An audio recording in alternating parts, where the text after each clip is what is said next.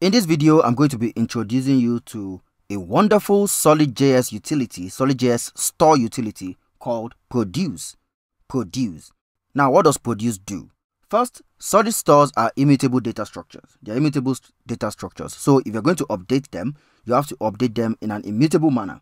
You must not mutate the store. You can't mutate the store, which is why we've been using things like map, filter, and the path syntax we've been using. And SolidJS has been helping us to make the updates immutable. But Produce helps us to do something even better. Now, Produce allows you to write code as if you are mutating the code, the data structure. It helps you to write code as if you are mutating the data structure rather. But it translates all those updates to immutable updates under the hood. Yeah, it translates all the updates, all the mutable updates you are making, or the mutable code you are writing. It translates it to immutable updates under the hood. Now, why is this exciting? It's because it's a lot easier to update your store writing mutable code. We all know it's a lot easier writing mutable code, and it's even simpler to reason about than writing code and updating immutable data structures. So let us look at how to update using Produce to see what the force or all the magic is all about. Now, I've brought all the guys back here.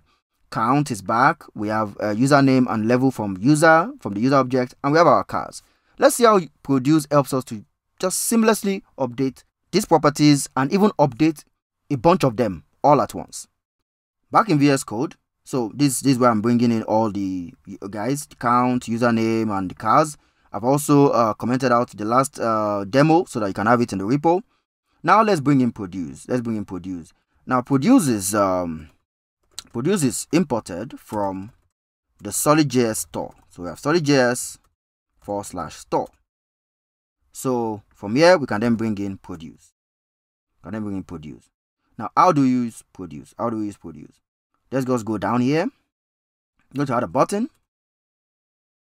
Add an on-click. On-click. And I'm just going to write update with Produce. Yeah, update with Produce. So how do you update with Produce? So the first thing you do is call your set app store. Definitely you still need to call your set app store. Let me make sure that it's in a callback, because you can say that's in the event handler. So set app store. Open your set app store. Let's bring this down so I can do it on multiple lines. So to use Produce to update the state of your application, once you open the brackets for your setup store, you call Produce. You then call Produce as a function. Inside Produce, you pass in a callback function. Into Produce. So you pass in a callback function into Produce, and this callback function will take as its argument the current state of the application. So now everything you write inside this function can be mutable code. You can write mutable code inside this function.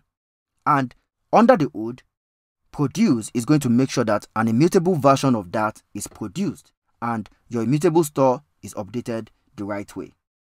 Let's see that. First, one of the ways to write mutable code, let's say we want to change our count variable, is to just say something like state.count and say equals to whatever I want to update it to. Let's say 100. Oh, not 100. 100. This is mutable code. So we just say equals to 100. State.count equals 100. Let's go ahead and say we want to update the username. Say state.username equals nice guy. Yeah. Username equals nice guy. This is all mutable code. Now let's test it out. Let's test this out. We have updated our count and our username. Let's check in the browser that this can be updated with this button. But first, this update, not add. Update with Produce. Yeah. With Produce. So finally, let's go to our browser. So here in our browser, let me refresh so we have all the errors out.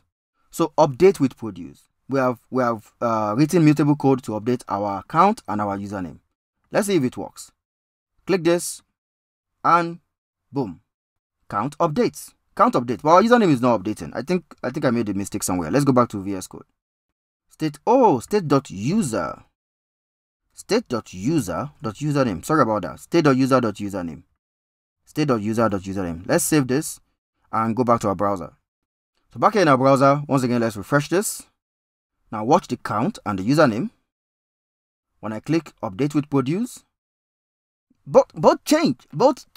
How awesome is that? And we're writing mutable code. We're not writing immutable syntaxes. So we've done that. We've done that for the count variable. We've done it for the user variable. Now let's see if we can add a car without having to write all the map or spread or stuff. So back in VS Code, first I'm going to put 2 breaks here because I think my button kind of needs space. See here? Now let us add a new car. Let's add a new car. Let's add the i3. So say state dot cars. And how do you add a new item into an array in a mutable way? You call something like push. Yep, you call the push method. So we call the push method and we say, okay, we want to add a new car. We pass in the object. The name of the car is i3. The manufacturer is BMW. And the car, move this so that we can see, electric is true. Electric is true. So this is mutable code. This is mutable code. But we are using it inside produce, and produce will help us translate it to immutable code. So let's save this and go to our browser. Now we're in our browser. Let's refresh so that we have everything reset back. Now I have some space, some breathing space.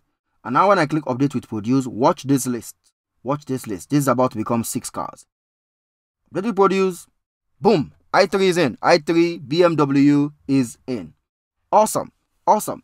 Produce is awesome. Because, like I said, mutable code is easier to reason with. And having an helper to help us just do all that translation is just awesome. It's amazing. It makes writing code easier when it comes to updating your stores.